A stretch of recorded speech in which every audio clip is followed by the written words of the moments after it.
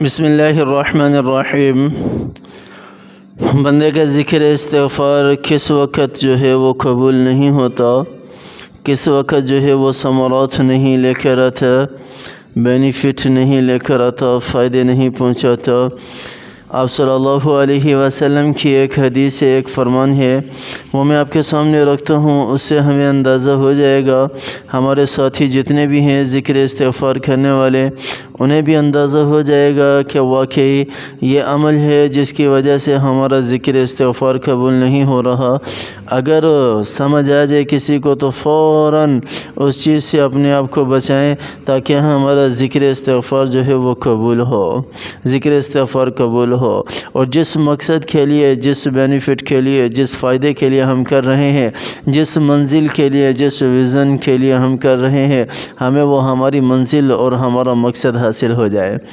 آپ صلی اللہ علیہ وسلم کی حدیث ہے، آپ صلی اللہ علیہ وسلم نے فرمایا کہ جب بندہ کوئی گناہ کرتا ہے تو اس کے دل کے اوپر ہلکا سا کالا ڈاٹ لگ جاتے ہیں، بلیک کلر کا۔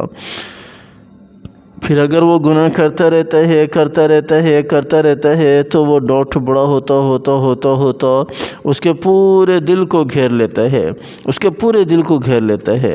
اور جب اس کے پورے دل کو گھیر لیتا ہے تو اس گناہ کی وجہ سے اب وہ دل اس کا سیاہ ہو چکا ہے۔ اندھیرے کے اندر، گندگی کے اندر جو ہے اچھی چیز اگر پھینکی جائے تو وہ اچھی چیز کو بھی کیا کر دیتا ہے؟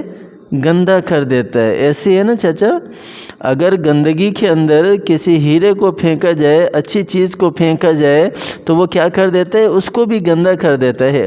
اب یہ دل ہمارا بالکل سیاہ ہو چکا ہے، پورا گندا ہو چکا ہے۔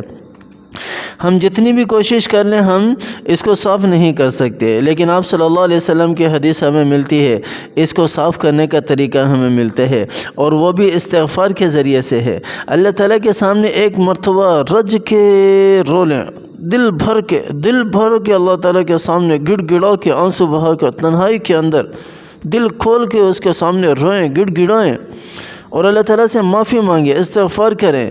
جب یہ ان آنکھوں سے گرنے والے آنسوؤں سے یہ دل جب دھل جائے گا نا، اس کے بعد پھر جب آپ ذکر استغفار کرو گے، پھر وہ ذکر استغفار دیکھنا کس طرح جو ہے وہ آپ کی منزلوں کو، اپنے راستوں کو، آپ کے راستوں کو روشن کرتا چلا جائے گا۔